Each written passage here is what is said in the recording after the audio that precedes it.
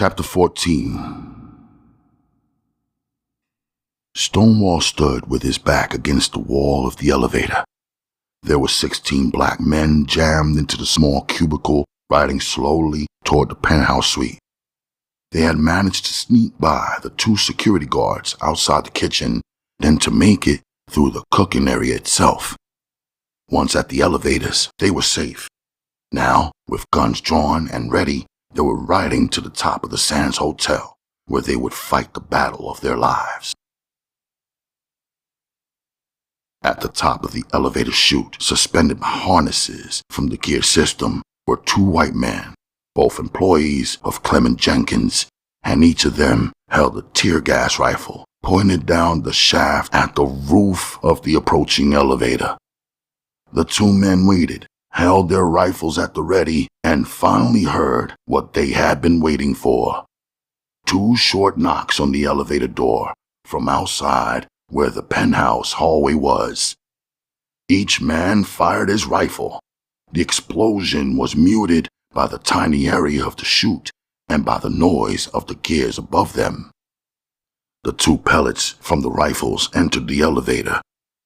The explosion was muted by the tiny area of the chute and by the noise of the gears above them. The 2 pellets from the rifles entered the elevator, quickly making 2 tiny holes in the roof as they passed through the wood. When the pellets hit the floor, they exploded again, creating a small invisible cloud of nerve gas, CL-809. One of Clement Jenkins' more lucrative businesses was the development of nerve gases for the United States Army, but his mission was anything but patriotic. As soon as he developed a newer, more lethal gas for the U.S., he would turn around and sell that same gas to Russia. CL-809 was the most lethal yet, creating an instant spasm of the nervous system, causing instant suffocation through strangulation. The beautiful part of CL-809 was that its effects lasted for only 15 seconds. Then it was absorbed into the atmosphere and became harmless. Neither Stonewall nor any of his men inside the elevator ever knew what hit him. In an orgy of convulsions, each man struggled for a split second to retain his life. But that had been only a motor reaction and not one from the brain. They were all dead before any one of them ever had the opportunity to realize that death was coming.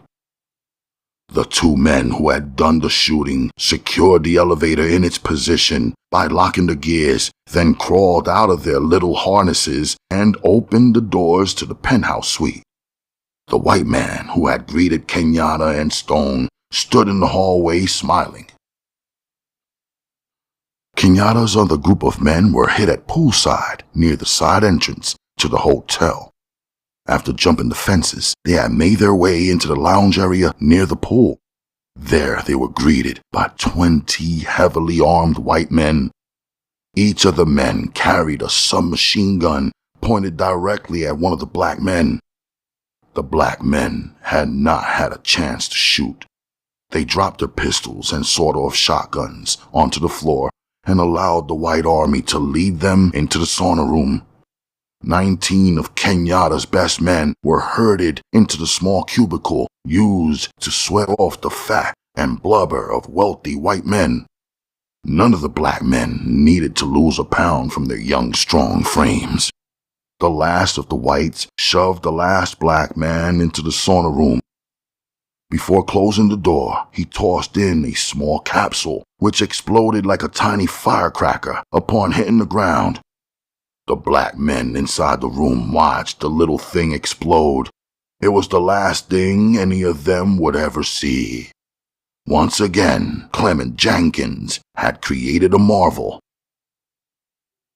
No one in the room really saw either of the 2 black men pull out the pistols.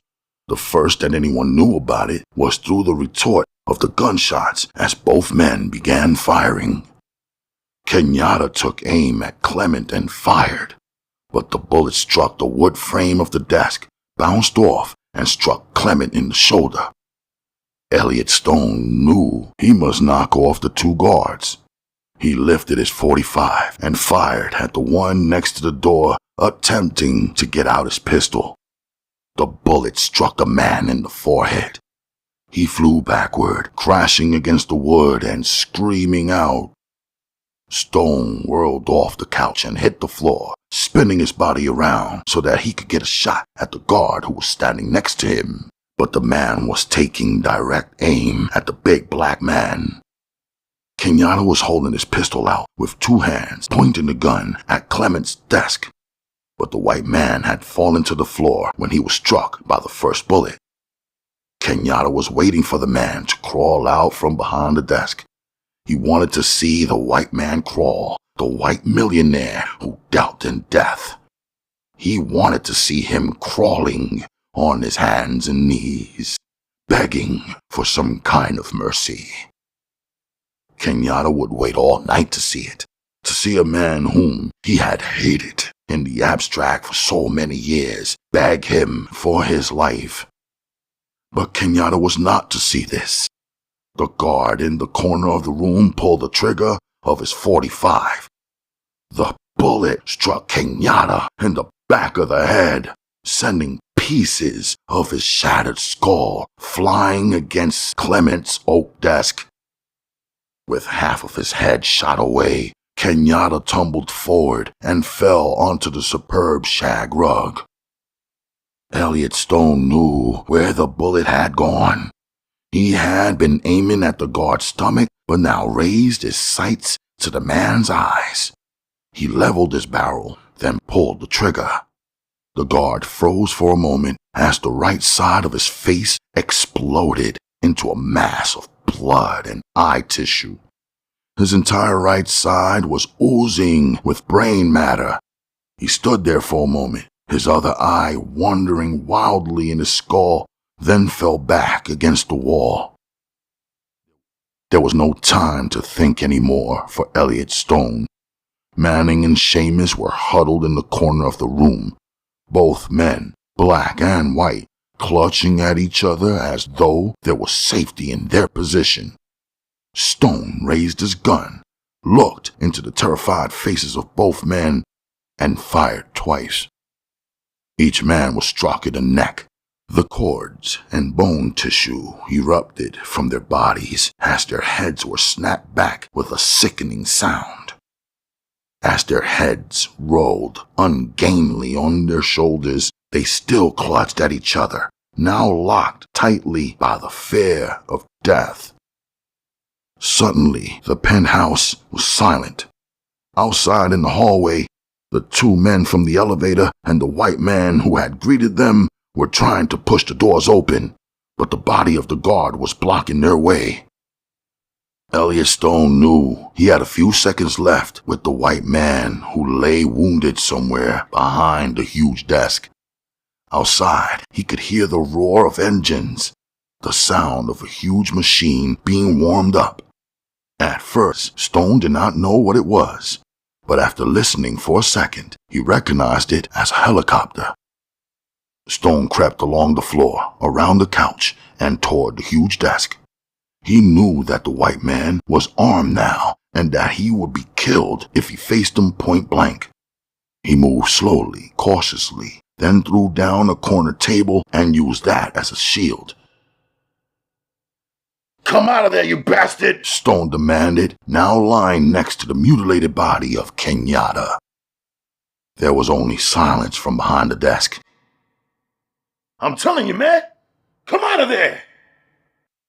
Nothing. Suddenly, the doors burst open behind him. Stone instinctively whirled onto his back and began firing. He hit the white man squarely in the jaw with his first bullet, sending him screaming into the hallway as he was thrown backward. The two men from the elevator shaft began firing wantonly into the smoke-filled room. Stone fired off 2 shots, one hitting one of them in the gut and the other snapping his partner backward with a hit to his shoulder.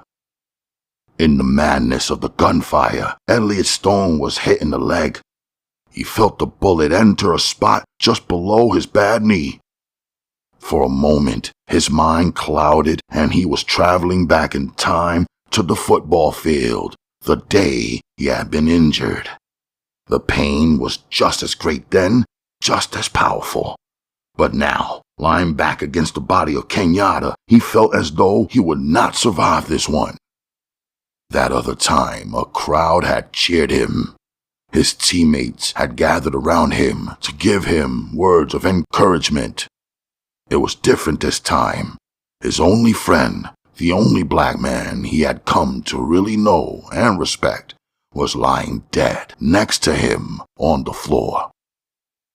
A warm gust of air and the thunderous sound of a helicopter engine drew Stone out of his delirium.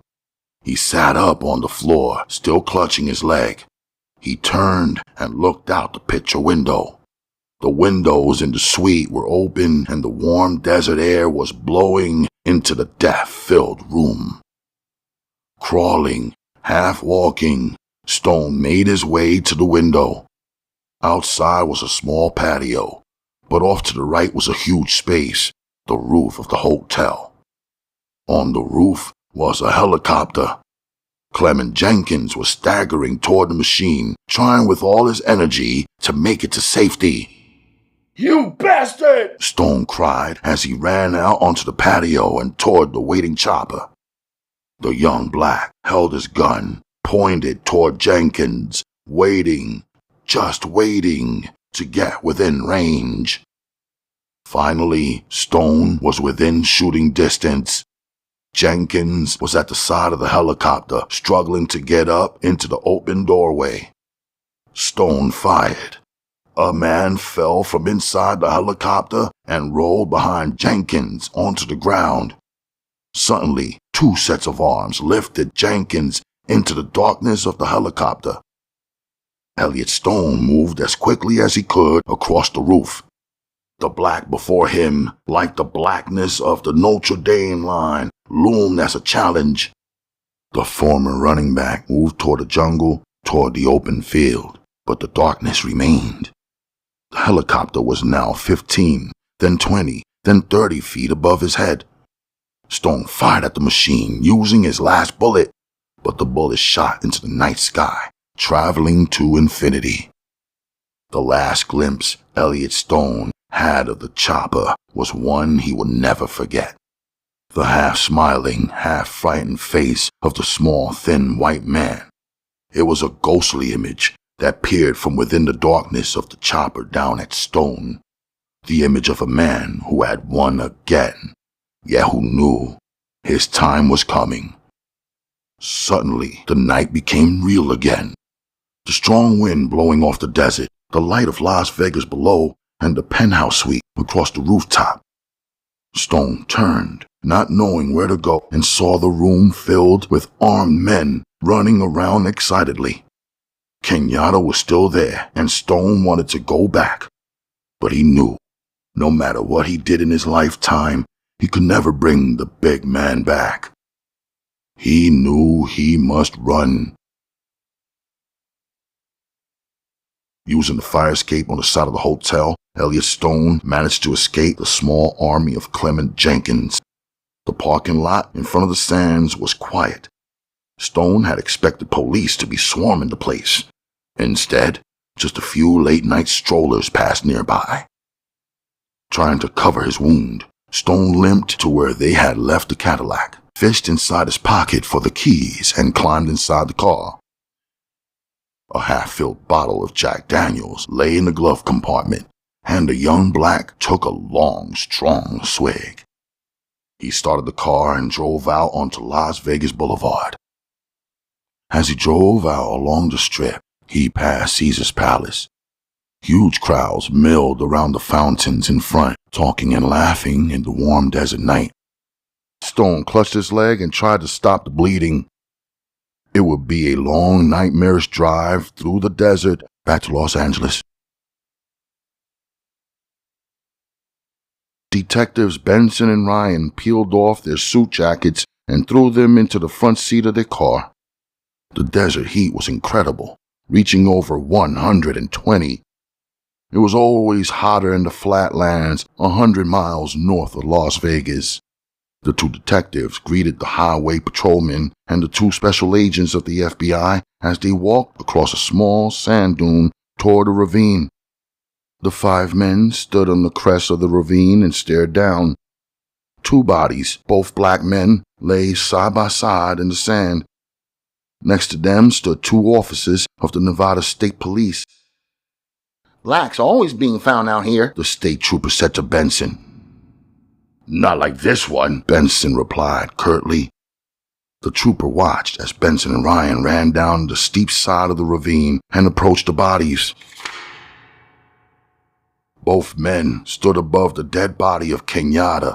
Flies were eating away at the black man's shattered skull. His brain matter had turned a sickly green and was still oozing from the wound. "My God," Benson said softly. Ryan looked at his partner. He knew what he was thinking because he had been thinking the same thing. Deep inside, both men knew that the wrong man was lying on the desert, but neither man knew who the right man was.